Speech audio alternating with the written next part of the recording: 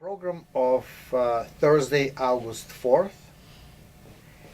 is going to be a start of our mini fest, which includes 3 Thursdays.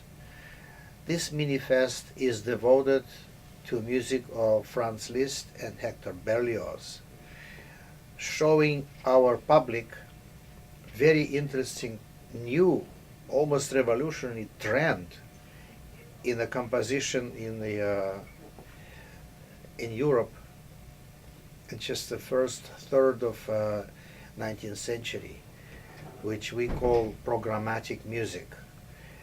That particular title, in my opinion, is way too general and too vague, mainly because there were programmatic music pieces very well known to men, like a Four Seasons by Vivaldi, Absolutely. or like a Pastoral Symphony of Beethoven. Hmm.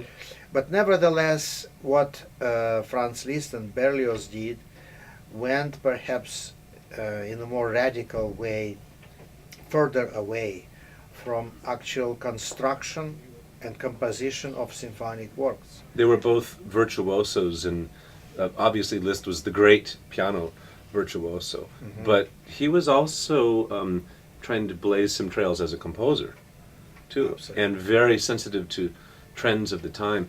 Berlioz was a virtuoso composer in a different way, that he was unfettered in his imagination and tried things that nobody had ever tried before, and really pushed the envelope, if you will, of what music could be.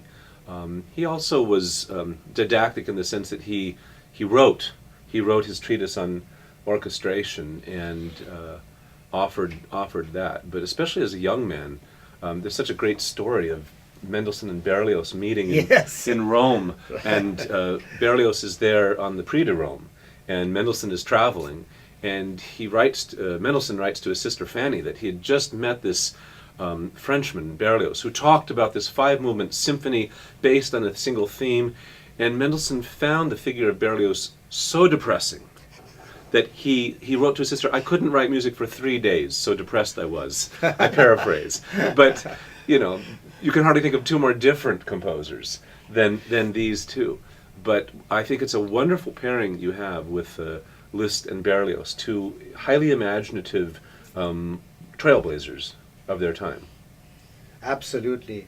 And so we are going to present to our public the most striking samples of their music.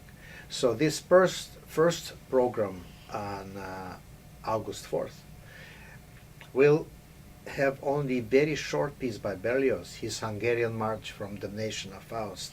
And yet, you're right, it is a very striking piece. Oh, yes.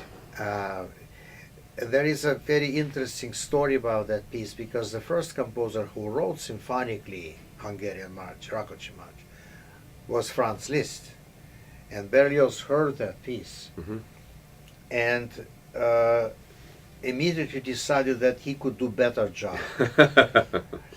And so, because piece by Franz Liszt, although it's not really popular today, since it is much longer and more repetitive and not as well orchestrated, we are accustomed to the best version of it by Berlioz, so we are very thankful to him for arranging this piece on his own accord.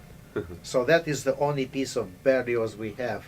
Franz Liszt, on the other hand, will be represented by his monumental grand work, his Faust Symphony.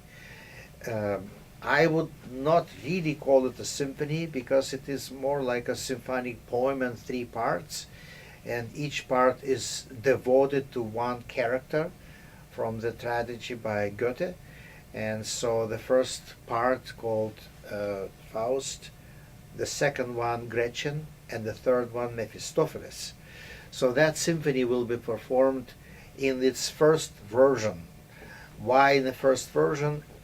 Because 2 years after its completion, I think it was 1855, Liszt decided to write a coda or addendum, 5 minutes choral ending with Male chorus. Yes, male chorus and tenor solo, which would give a a public sense of redemption. Since the third part of the symphony is Mephistopheles, he didn't feel it was appropriate for us to celebrate great victory of the devil. Anyway, but nevertheless, it is good on simply instrumental merits, so that's just the way we're going to play it. And, of course, the Faust connection from beginning to the end of the program, which is nicely done. And in the middle, we have this cello concerto by Camille Saint-Saëns, and with Wendy Warner, who's Of also course, playing on our first yeah, concert. yeah. And one thing that comes to my mind about that concerto, fitting nicely, especially with music of Liszt, is it has this sort of through-composed nature, which is the style that Liszt adopted for many of Yeah. his orchestral works. Exactly. Well, that was the whole idea of bringing into the musical composition ideas from outside of music, poetic ideas, Yes. or from the nature, from philosophy.